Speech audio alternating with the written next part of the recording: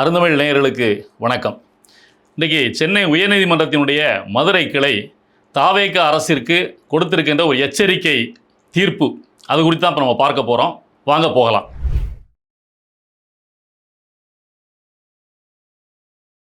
சென்னை உயர்நீதிமன்றத்தினுடைய மதுரை கிளை கரூர் கூட்ட நெரிசலில் சிக்கி விஜய் அங்கே சென்ற பொழுது உயிரிழந்த 41 பேர் குடும்பத்திற்கு வேலைவாய்ப்பை வழங்குவதாக விஜய் அவர்கள் அறிவித்திருந்தார். இது குறித்து அப்பொழுதே பல்வேறு சச்சரவுகள் வந்தது. நாம் தமிழர் கட்சியினுடைய வழக்கறிஞர்கள் சென்னை உயர்நீதிமன்றத்தினுடைய மதுரை கிளையில் அவருடைய வழக்கறிஞராக தீரன் திருமுருகன் அவர்கள் வழக்கினை தாக்கல் செய்திருந்தார்.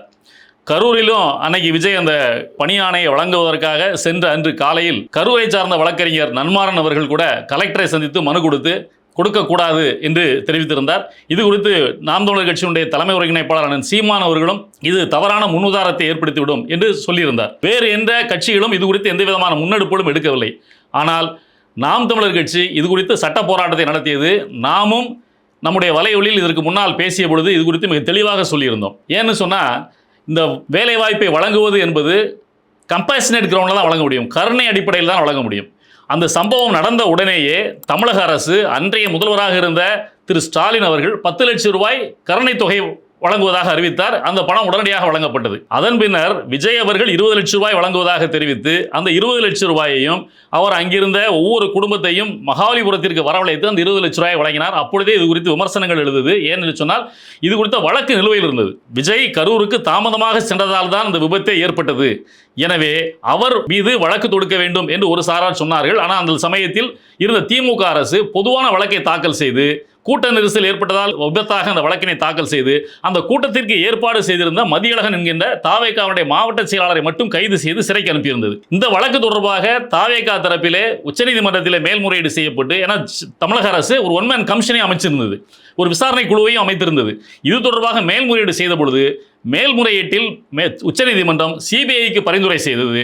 உடனே அந்த வழக்கு சிபிஐக்கு கைக்கு மாற்றப்பட்டு விட்டது. எனவே இவர் 20 லட்சம் ரூபாய் கொடுப்பது என்பது சாட்சிகளை கலத்ததாக ஆகும் என்றும் நாம் தமிழர் கட்சி அந்த சமயத்திலே கருத்து தெரிவித்திருந்தது. இந்த சூழ்நிலையில் தான் அவர் அந்த சமயத்திலே கரூருக்கு சென்ற பொழுது, நாங்கள் இந்த வேலையை நிரந்தர வேலையாக வழங்கவில்லை, தற்காலிக வேலையாக வழங்குகிறோம் என்று சொல்லி அந்த பணியாணையை வழங்கினார்கள். அன்றைக்கே நீதிமன்றத்தில் வழக்கு நிலுவையில் இருந்த பொழுது நீதிமன்றம் தற்காலிக வேலை என்று சொல்லியிருப்பதால் இதற்கு இப்பொழுது தடை விதிக்க வேண்டிய அவசியமில்லை. ஆனால் இந்த வேலை வாய்ப்புக்காக அவர் வழங்கியிருக்கின்ற உத்தரவாதம், அந்த பணி நியமன ஆணைகள் என்பவை இந்த வழக்கினுடைய இறுதி தீர்ப்புக்கு உட்பட்டது என்று அந்த வழக்கினை நடத்தி கொண்டிருந்த அவருடைய நீதியரசர் அவர்கள் CV கார்த்திகேயன் அவர்கள் அப்பொழுதே நீதிமன்றத்தில் தெரிவித்திருந்தார். அந்த அடிப்படையில் தான் இன்றைக்கு சென்னை உயர்நீதிமன்றத்தினுடைய மதுரை கிளை அந்த தீர்ப்பினை வழங்கியிருக்கின்றது. ஏன்னா நம்ம ஏற்கனவே சொல்லியிருந்தோம், ஏற்கனவே கம்பேஷனேட் கிரவுண்டில் வேலை கேட்டு ஏற்கனவே தமிழக அரசில் வேலை செய்கின்ற தமிழக அரசு பணியாளர்கள் வேலையின் பொழுது அகால மரணம் அடைந்திருந்தால் அவருடைய குழந்தைகளுக்கு வேலைவாய்ப்பு வழங்கப்பட வேண்டும். அப்படிப்பட்ட வேலைவாய்ப்பை பல வேலைவாய்ப்புகள் வழங்கப்படாமல் நிலுவையில் இருக்கிறது. ஆசிரியர்கள் சங்கம் கொடுத்த புள்ளிவரங்களின் அடிப்படையில் ஆசிரியர் பணி நியமனங்கள் கூட கம்பேஷனேட் கிரவுண்டில் வழங்க வேண்டிய பணிகள் 5000க்கும் மேற்பட்ட பணிகள் வழங்காமல் நிலுவையில் இருக்கின்றது, மனுக்கள் நிலுவையில் இருக்கின்றது கருத்து தெரிவித்திருந்தார்கள். எனவே இப்படிப்பட்டவர்களாம் இருக்கின்ற பொழுது இந்த வேலைவாய்ப்பு வழங்கப்படுவது சட்டத்துக்கு முரணாக இருக்கும்.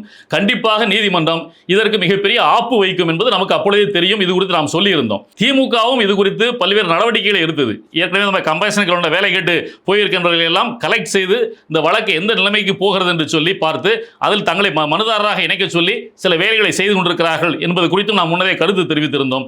அதுவும் இல்லாமல் அந்த சமயத்திலே கரூரிலே வேலை பார்த்த காவல்துறையை சார்ந்தவர்கள், ரிட்டையர்ட் ஆனவங்க, எங்கள் மீது விஜய் பழி போடுகிறார், எனவே இந்த வழக்கு தொடர்பாக சிபிஐ உடனடியாக தன்னுடைய அறிக்கையை தாக்கல் செய்ய வேண்டும் என்று வழக்கு தொடுக்க இருக்கின்றார்கள் என்ற தகவலையும் தெரிவித்திருந்தோம். இது எல்லாவற்றையும் முன்வைத்துதான் இன்றைக்கு சென்னை உயர்நீதிமன்றத்தினுடைய மதுரை கிளை இந்த தீர்ப்பை வழங்கி இருக்கின்றது.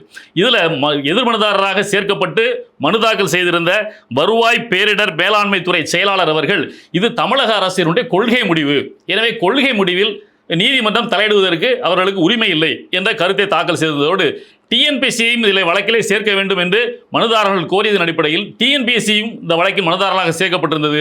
டிஎன்பிஎஸ்சியை பொறுத்தளவில் அவர்கள் தாக்கல் செய்த பதில் மனுவிலே எங்களுக்கு இது குறித்து எதுவும் தெரியாது, எங்களுக்கு இது குறித்து எந்த தடையும் எங்களுக்கு இல்லை என்று ஒரே வரியில் தங்களுடைய பதில் மனுவை தாக்கல் செய்திருப்பதாக நமக்கு தெரிய வருகிறது. ஆக இவற்றை எல்லாம் கேட்ட நீதிபதிகள் அவர்கள் ஏற்கனவே கம்பேஷனேட் கிரவுண்டில் வேலைவாய்ப்பு பலருக்கு வழங்கப்படாமல் நிலுவையில் இருக்கின்ற பொழுது எப்படி இது போன்ற வேலைவாய்ப்பு உங்களுக்கு வழங்க முடியும்? இப்போ தமிழ்நாட்டில் தினமும் பல்வேறு விபத்துகள், சாலை விபத்துகள் நடைபெறுகிறது. ஏற்படுகின்றது. சாலை விபத்துகளில் பல பேர் பாதிக்கப்படுகின்றார்கள். சாலை விபத்து என்பது தனியார் வாகனங்களாலும் ஏற்படுகின்றது, அரசு வாகனங்களால் கூட சாலை விபத்து ஏற்படுகிறது. அப்போ அரசு வாகனங்களால் ஏற்படுகின்ற சாலை விபத்திலே பாதிக்கப்பட்டவர்கள், இறந்து போனவர்கள் தங்களுடைய குழந்தைகளுக்கு, தன்னுடைய வாரிசுகளுக்கு அரசு வேலை கேட்டால் நீங்கள் என்ன செய்வீர்கள் என்று பல கேள்விகளை அடுக்கடுக்காக எழுப்பிய பொழுது தமிழக அரசு சார்பில் பதிலளிக்க இயலவில்லை. இந்த சூழ்நிலையில் சென்னை உயர்நீதிமன்றத்தினுடைய மதுரை கிளை இன்றைக்கு இந்த ஒரு தீர்ப்பை வழங்கி இருக்கிறது. இந்த தீர்ப்பு தாவேக அரசை பொறுத்தவரையில் மிகப்பெரிய பின்னடைவு. நாம் தமிழர் கட்சி தேர்தல் முடிந்து கடந்த 2 மாதங்களாக அமைதியாக இருக்கிறது. இந்த விமர்சனம் செய்த அனைவருக்கும் பதில் சொல்லும் விதமாக இப்படி ஒரு தீர்ப்பை நீதிமன்றத்திலே பெற்றுக் கொடுத்து தாவேக அரசை திக்குமுக்காட செய்திருக்கிறது. தாவேக அரசு இதற்கு மேல் இதில் என்ன செய்வதற்கான வாய்ப்பு இருக்கிறது அப்படின்னு யோசித்தோம்னு சொன்னா மேல்முறையீட்டுக்கு செல்லலாம். மேல்முறையீடு எங்கே செல்ல முடியும்? சுப்ரீம் கோர்ட் தான் செல்ல முடியும். ஏன்னா இது பப்ளிக் இன்ட்ரெஸ்ட் லிட்டிகேஷன், பொதுநல வழக்காக இன்னைக்கு சென்னை உயர்நீதிமன்ற மதுரை கிளையில் தாக்கல் செய்யப்பட்ட வழக்கு பொதுநல வழக்காக இருக்கின்ற காரணத்தால் இதை எதிர்த்து உச்சநீதிமன்றத்துக்கு தான் மேல்முறையீடு போக முடியும். உச்சநீதிமன்றத்திற்கு மேல்முறையீடு சென்றால் அங்கே ஏற்கனவே உச்சநீதிமன்றத்திலே சிபிஐ வழக்கு நிலுவையில் இருக்கிறது. சிபிஐக்கு வழக்கு தாக்கல் செய்யப்பட்டு ஓய்வு பெற்ற உச்சநீதிமன்ற நீதிபதியை அந்த வழக்கை பார்த்துக் கொள்வதற்காக நியமித்து அந்த வழக்கு நிலுவையில் இருக்கிறது. எனவே அந்த வழக்கையும் இதையும் சேர்த்து விசாரிக்க வேண்டும் என்று ஒரு சூழல் வருகின்ற சூழல் ஏற்படுமானால் அது தாவேக அரசுக்கு மிகப்பெரிய தர்ம சங்கடத்தை ஏற்படுத்தி கொடுக்கும். எனவே இந்த செய்தியானது விஜய்க்கு கிடைத்த, அவர் விஜயனுடைய அரசருக்கு கிடைத்த முதல் பேரிடியாக இருக்கும். ஏனென்று சொன்னால் அப்படி விமர்சனம் செய்து கொண்டிருக்கின்ற அனைவருக்கும் பதில் சொல்லும் விதமாக இந்த வழக்கினை தாக்கல் செய்து நாம் தமிழர் கட்சி இப்படி ஒரு தீர்ப்பினை பெற்றிருக்கிறது. ஏதாவது ஒன்றை செய்தால் 8 வழிச்சாலையை தடுத்து நிறுத்துவதற்கான உத்தரவினை நீதிமன்றத்திலே பெற்றது. அதுபோல ஒவ்வொரு நிகழ்விலும் நாம் தமிழர் கட்சி அளந்துதான் அடி எடுத்து வைத்து எந்த ஒரு செயலையும் செய்து கொண்டிருக்கின்றது. அப்படி தன்னுடைய முதல் அடியினை நாம் தமிழர் கட்சி தாவேகாவிற்கு வழங்கி இருக்கிறது.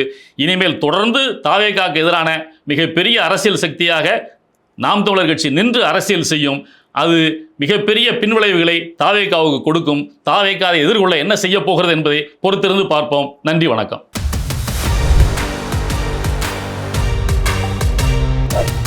அருந்தமிழ் எங்கள் உயிருக்கு நேர்.